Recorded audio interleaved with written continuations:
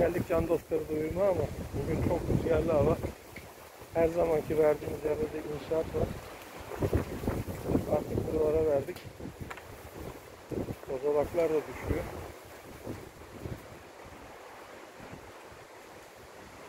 Allah yardımcı olsun. Ama sığınacak yerleri var gerçi.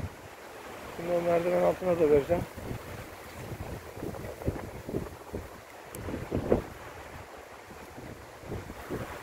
Kavga ediyorlar. Ne yapalım? Vereceğiz. Daha vereceğiz.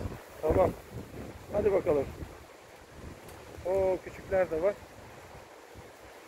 Onlar da yiyecek bakalım. Gelenler var. Bu abi var. Hadi size afiyet olsun. Allah'a emanet olun.